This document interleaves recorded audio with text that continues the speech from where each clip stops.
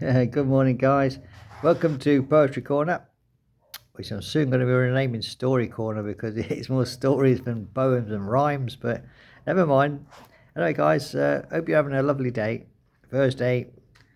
Now we're going to continue our Charlotte Edwards love story, chapter 8. The day I met him, and this is entitled Letters Across the Distance. So let's read on. And remember, guys, we're seeing this story through Charlotte's eyes and her emotions. So let's read on. You remember Edward went to London on some family business, and they promised to write to each other. So let's read on, guys. As we continue, we find there's a new season of waiting, longing, and discovering affections through their written words. So let's read on, guys.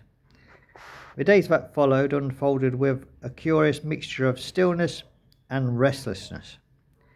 Life continued its family rhythm.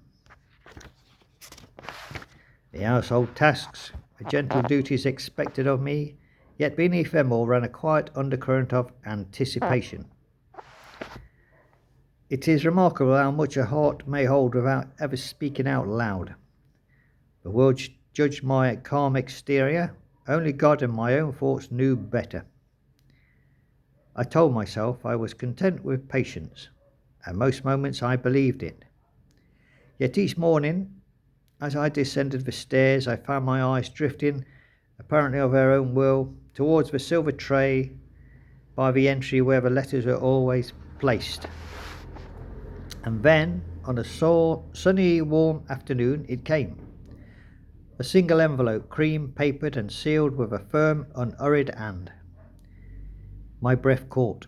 His handwriting was unmistakable. Resolute yet gentle, as though even his pen respected dignity and restraint. I withdrew to the garden before opening it for joy, and like grief seeks privacy. His words, when I unfolded them, were careful in form, yet warm. Beneath a surface like embers that burnt steady rather than flare. And it read, Miss Harcourt, I trust you will forgive the brevity of this note. My arrival in London was fraught with worry. Yet I find strength in knowing there are souls whose prayers accompanied me. Yours above all. As much I wish to say, yet circumstances counsel patience, for now. Know only this, your friendship is a solace, and I am grateful beyond measure. With sincere regards, Edward Everley. I read it twice. Then, unable to help myself, I read it a third time as well. Its restraint did not dampen my spirit or feelings. In fact, it magnified them. Emotion held within creates its own quiet power, and I felt keenly. I pressed the letter to my heart, a gesture that I would never allow if anyone had been near me. As I whispered, a thank you, Evanwoods, for affection needs to be certain to be cherished. That evening I composed my reply, sitting in the lamplight while Mother knitted and the house settled into a gentle peace. My hand only trembled once when my heart outpaced my caution. I wrote, Mr. Everley, your letter was most welcome, and I am grateful you reached London safely. Whatever challenges greet you there, may you meet them with steadiness, as I have already perceived in you. Know that you are remembered here with respect and hopeful prayers. I trust you will write again if time and circumstances permit. Until then, may God keep you in his peace. Yours sincerely, Charlotte Harcourt. When I sealed it, a strange mixture of boldness and humility filled me. I had not confessed anything improper, yet sincerity feels daring when affections hide just beneath the surface. Days passed, then weeks. Letters came, not frequently enough to sustain hope. His words became warmer, but never beyond modesty.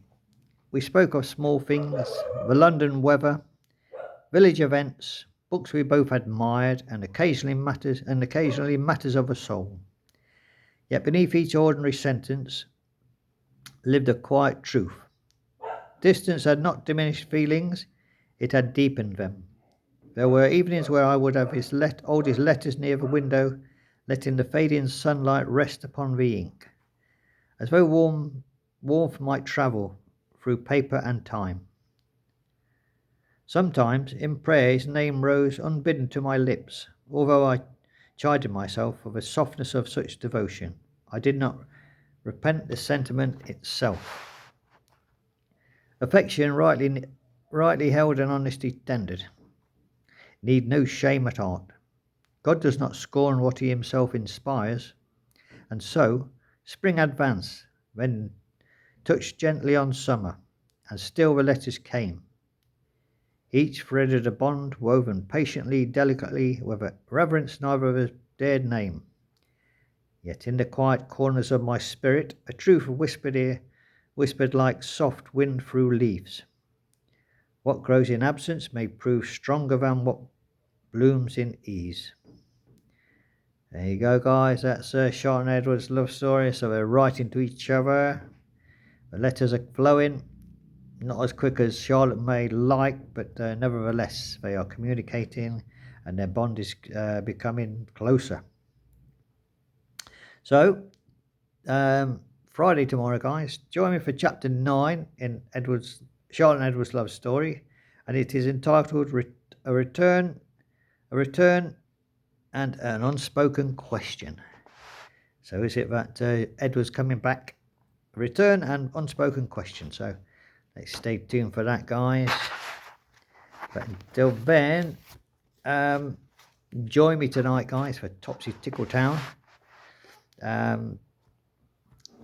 where it's chapter 54, where the town's shadows start doing their own thing.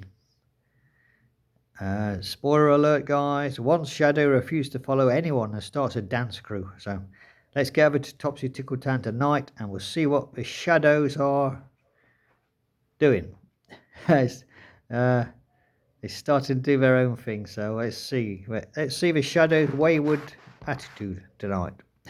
Until then, guys, thank you for listening to Charlotte and Edward's love story. The day I met him. That was chapter 8. So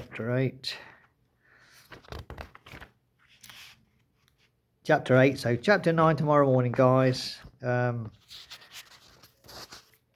return and an unspoken question. So there you go, guys. Looks like Edward's on his way back from London. So we'll see what Charlotte can do to improve their affectionate relationship. So stay tuned for that, guys, Friday morning. Until then, have a very lovely day.